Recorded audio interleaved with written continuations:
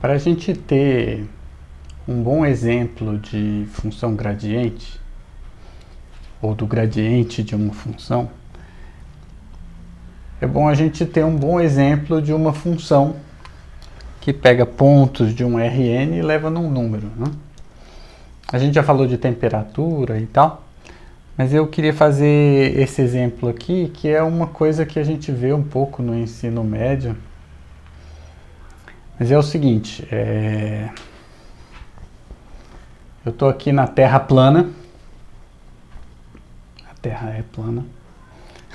Tô brincando. Eu estou aqui na Terra plana. Aqui está Newton com a maçã caindo na cabeça dele.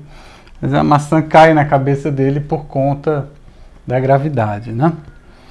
Bom, essa função P aqui, que é menos m vezes g vezes h, mgh era a energia potencial de uma partícula de massa m em uma determinada altura h, né? Então, por conta disso, aqui um ponto de R3 eu não escrevi x, y, z, eu escrevi x, y, h de altura, certo? E aí a função ela simplesmente não depende de x e y, depende só de h, então esse é o potencial mgh. Eu botei um menos para esse P ser menos a energia potencial, né? A força da gravidade, ela puxa essa massa para baixo, para fazer com que essa energia potencial diminua.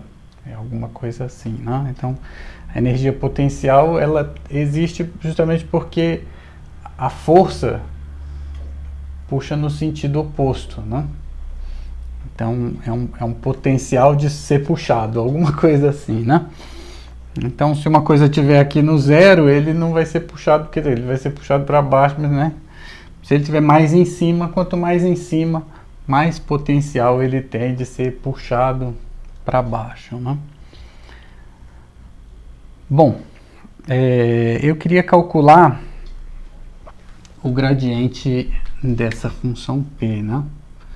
O gradiente de P num ponto qualquer, x, y, h, ele é um vetor.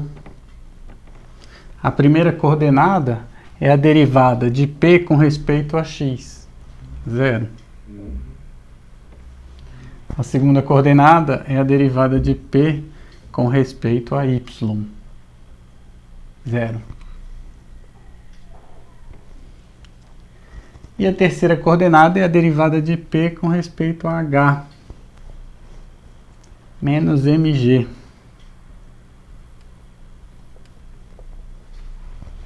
Certo? Então, esse vetor aqui, ele para cada ponto, ele é um vetor, ele é sempre o mesmo vetor nesse caso aqui.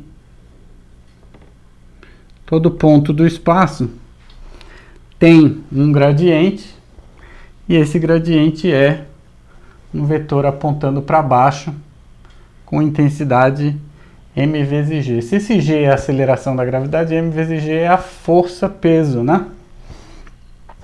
Então, você tem a força-peso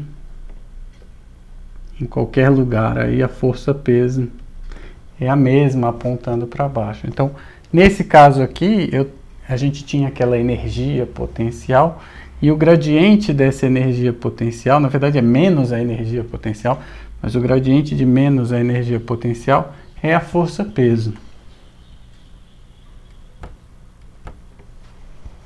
Certo? Normalmente, o P vai ser a energia potencial, então você não vai falar de P como sendo menos a energia potencial, você chama P de a energia potencial e calcula o gradiente da função menos P. E aí eu queria até deixar como exercício, mas o gradiente de menos P dessa função aqui é exatamente menos o gradiente de P, né? Quer dizer, na verdade o gradiente de P aponta para cima, que é a direção onde você ganha potencial. Então, se você subir, você ganha o potencial. Se você descer, você diminui o potencial. Quando for o sinal de menos, a coisa troca, né? Então, no final das contas, a gente fica com essa fórmula aqui. A força-peso é menos o gradiente do potencial, que seria o potencial dessa força-peso. Certo? Desse campo de força-peso. Então, todo lugar você tem, para cada ponto você tem um vetor. Esse gradiente, ele é uma função agora de R3 em R3. É o que a gente chama de um campo de vetores. Para cada ponto você tem o peso como força, né? O peso da partícula nesse ponto. Quer dizer, com qual força que a Terra puxa esse objeto. E esse campo de força, peso, ele é dado como o gradiente de uma função dessa, uma função potencial, né? A Terra não é plana. Então, na verdade, quando você vai subindo muito, indo para longe da Terra, o peso muda, ele vai ficar mais fraco. Essa força, peso, a massa do objeto não muda. Mas a força com que a Terra puxa muda com aquela coisa do inverso do quadrado da distância, né? Bom, só para terminar esse exemplo, isso aqui já é o exemplo. Apesar de eu não ter praticamente conta nenhuma, é um exemplo mais conceitual um pouquinho, né? Mas eu queria pensar aqui numa... Olha só, eu tenho uma função de R3 em R. Cálculo de várias variáveis, né? E a gente podia imaginar uma partícula se movendo. Deixa eu fazer assim. Eu vou botar aqui um escorrega, né? E aí você põe aqui uma bola. Uma bola não, tinha que ser uma coisa que desliza, um cubo de gelo, sem atritos, é aquela coisa que o povo gosta, que eles chamam de ideal, né? Bom, se você botar um objeto aqui e largar, esse objeto ele vai percorrer esse caminho aí com uma certa velocidade e tal. A posição desse objeto ao longo do tempo é uma função assim, né?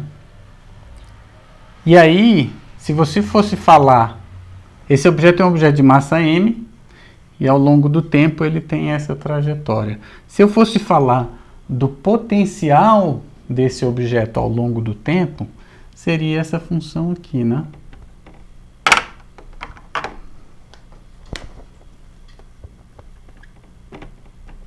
Essa composição, ela sai de R. Então você pega um instante de tempo, para esse tempo tem uma posição, para essa posição tem um potencial. Então, o potencial ao longo do tempo, né? Isso agora é uma função de uma variável no número, é uma função do cálculo 1, e você pode estar interessado em saber a taxa de variação desse potencial ao longo do tempo, né? Então, quando essa partícula anda, o que representa essa variação desse potencial, né? Intuitivamente você já sabe, a variação da energia potencial tem que ver com o trabalho realizado, que tem que ver com a energia cinética, né? Quando você perde energia potencial, você ganha energia cinética. A gente ainda vai ver isso ao longo do curso, mas eu queria só ilustrar o problema sem dar nenhuma solução, certo? A única coisa que a gente falou aqui é que a trajetória da partícula e ao longo do tempo é dada por uma função de R em R3 que tem uma velocidade a cada instante, né? Por exemplo. E mais um potencial que a cada ponto do espaço associa um potencial, que é um número, e o gradiente desse potencial é mais ou menos, é menos o gradiente desse potencial, é justamente a força com que, no caso a Terra, puxa esse objeto para baixo, né? E aí você tem então uma função de R em R agora, e você pode fazer derivada e tal, falar da variação da energia potencial, e aí a gente vai relacionar isso depois com energia cinética e tal, né?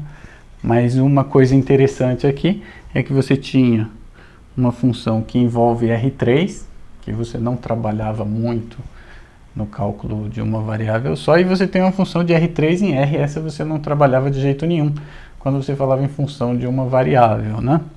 E aí a gente vai usar essas duas funções e vai resolver problemas lá do cálculo 1 também, né?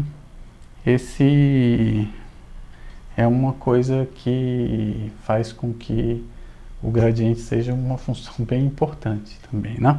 Certo? Então, o gradiente é agora, o gradiente de P é uma função de R3 em R3,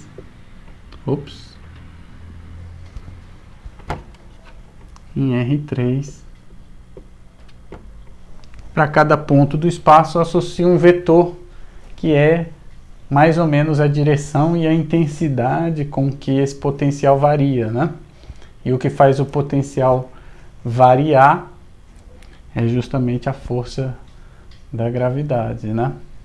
Então a força da gravidade vai puxar o objeto para baixo e ele vai perder o potencial. Que potencial? Que ele tinha de ser puxado. Se ele já foi puxado, ele perdeu esse potencial. É mais ou menos isso o significado do sinal de menos, né? Então a força, peso, é menos o gradiente da energia potencial.